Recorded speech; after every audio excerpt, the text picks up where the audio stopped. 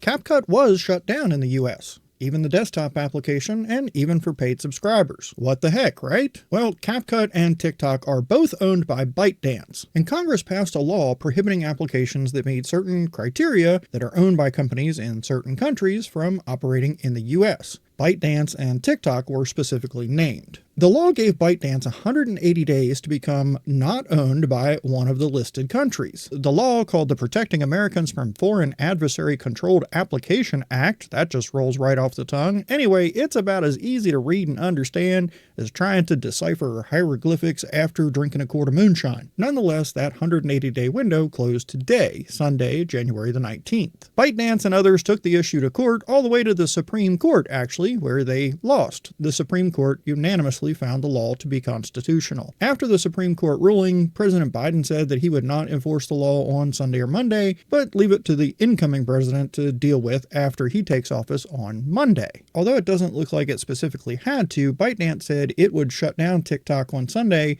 unless it had solid assurances from Biden that the law wouldn't be enforced against them, ByteDance, or any of the app stores or ISPs that deliver TikTok. Incoming President Trump had said that he's considering a 90-day extension for TikTok, but that he needed some time to look into it. ByteDance started shutting down access to TikTok a few hours before midnight in the US, and also shut down CapCut and several other apps they own. And now, as I record this, TikTok is being turned back on in the US, citing President Trump's efforts. Assumably, CapCut would be restored also, but it hasn't happened for me, at least not so far. I still get the sorry message. I can close that out and get into a project, but it has me signed out and a whole lot of features don't work. CapCut shutting down was a surprise to some, and that's understandable. All the attention's been on TikTok, and the law is often referred to as the TikTok ban, so the idea of CapCut becoming unavailable in the US got a lot less attention. For CapCut users in the US, there are two possibilities. Either it's available to us, or it goes away for us, either temporarily or permanently. As creators, we should each have a plan so that we can keep creating whether it stays or goes. I can function without CapCut, and you can too, even if it's the only video editor you've ever used. The basic principles of video editing are the same, and there's lots of tools available for video editing. In my situation, I'm already pretty comfortable with Descript because it's one of the video editors that I use regularly. I've been slowly trying to build my skills in Davinci Resolve. It's a great, fully featured video editing software. It just has so much that it can be overwhelming, and there are things that I can do a lot faster in CapCut, but that could be because I'm just not fluent yet in Davinci Resolve. I wish there was another video editing app like CapCut that I could tell you, hey, just go use this, it has everything CapCut has and it works the same way. Unfortunately, I have not found such a thing yet. If free is what you need, Davinci Resolve has lots of features, and there is a very capable free version. Now, some of the advanced features and the AI stuff, those are part of the paid Davinci Resolve Studio, which is a one-time purchase. I'm curious if it's going to remain that way because a lot of the applications that use AI either charge a monthly subscription or a pay-as-you-go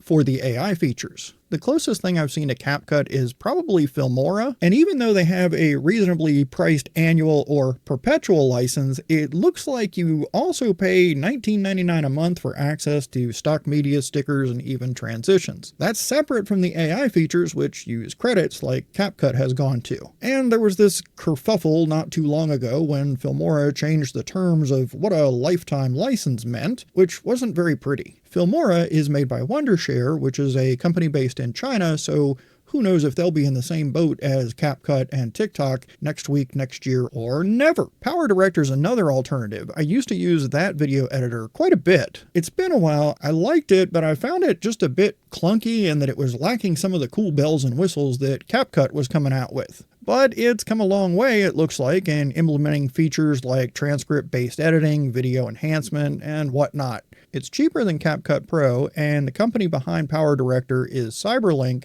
which is based in Taiwan, and that isn't China, except according to China, I guess. If you decide to move away from CapCut, or CapCut moves away from us, There are plenty of options out there, way more than the couple that I just mentioned here. The best video editing software or app is the one that fits your needs, fits your budget, fits your skill level, and one that you're comfortable with, one that you're actually excited about working in. They all do the same basic thing, but they're all a little bit different. If you're shopping for a video editing application, I'd suggest the first thing is make a list of the absolute deal breakers.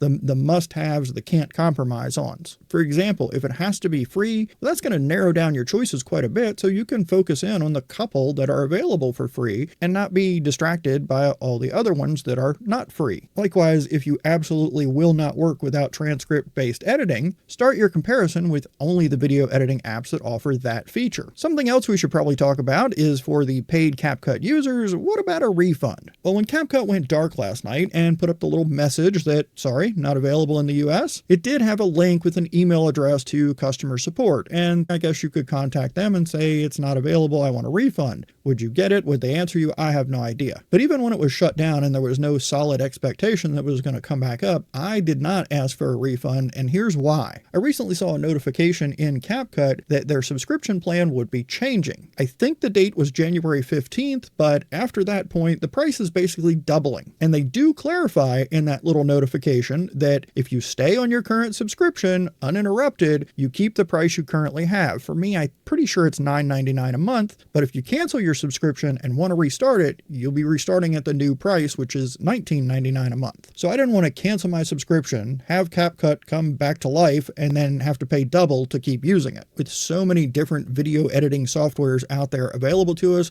I would love to hear what you're using and why you like it or why you don't. If you're willing, please share your experiences in the comments. It might help others decide which video editing softwares to look at or which ones to avoid based on their situation. Thank you for hanging out with me, and please join me in another video. Heck, by the time you're watching this, it might be shut down again, or back again, or shut down again.